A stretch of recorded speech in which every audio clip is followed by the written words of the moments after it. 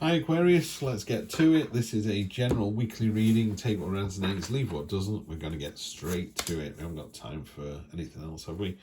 Knight of Cups, the Four of Cups, the Seven of Cups, Destiny, otherwise known as Wheel of Fortune, and the Chariot. Interesting, Aquarius, very interesting. Whoa, love it. Fool on the bottom. Jump in with both feet, the adventure begins. That's it. That could be your message this week. There's a lot of cup energy, so could be is an emotional time, could be a partnership, could be a relationship. But yeah, really positive energy there. The Fool is literally all or nothing. Just go for it. You know, is it time for a new job, time for a new partner, time for a new pair of shoes? Doesn't matter. Just do it. Just go for it. Love to see the Fool card. Love that energy.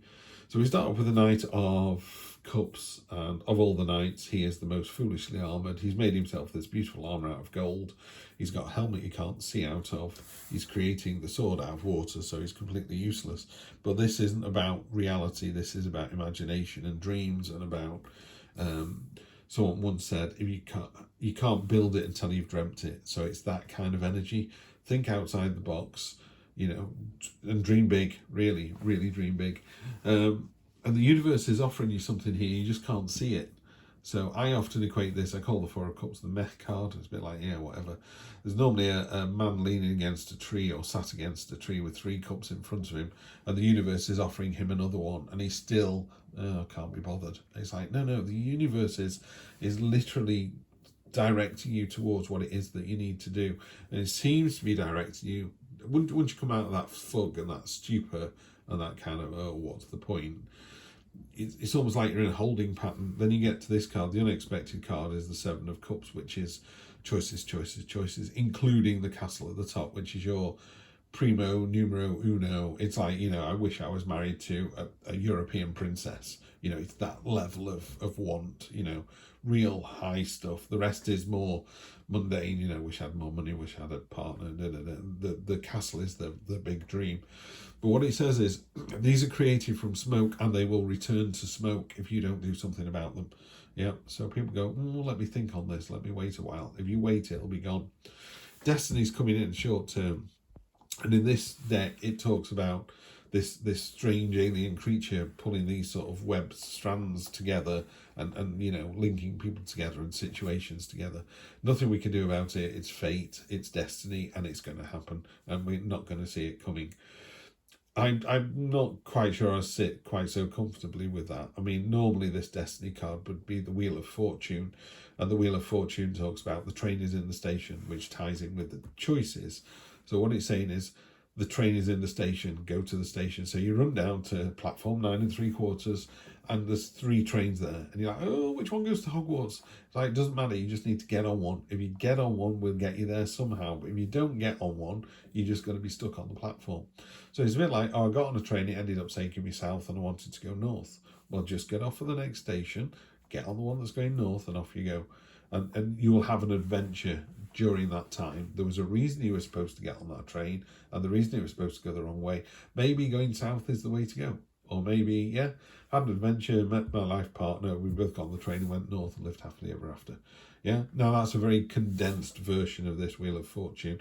But the Wheel of Fortune is very much, here are 4 doors, pick a door. And you're like, oh, I can't be bothered. It's like, here are 6 choices, pick a choice. And you're like, oh, I can't be bothered. Here's the Wheel of Fortune, another 6 doors, pick one. You're like, oh, go on then, I'll have this one. And eventually, after we've told you to kick one of the doors in or get on one of the trains, you do. And guess what? You have a victory. A victory is triumphant, it's of your own making, it is successful. Yeah, fantastic. So when all these choices come towards you, you've got to pick one of the choices. It doesn't matter if it's the wrong choice, and I use that in inverted commas because it's not the wrong choice.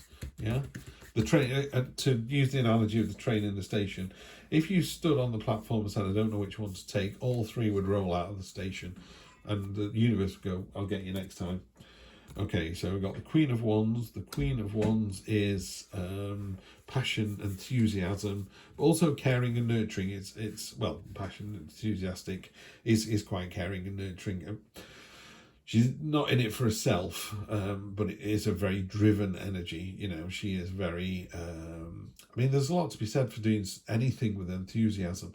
You know, if you gave someone at work a really mundane job, it's like, oh, can you muck out the stables for the horses? And they went, yeah, no problem. And they treated it as, this is good cardiovascular exercise, gets my back and my legs working. You know, they did it with a smile on the face. People are like, wow, that's such a nicer way to live your life than, oh, do I have to? I did that last time. The Hermit, yeah. Yeah, while this universe is giving you these three things, the person in the Rider-Waite deck is leaning against the tree, looking quite miserable. And I think the Hermit's going, okay, maybe you need to think about this a bit longer.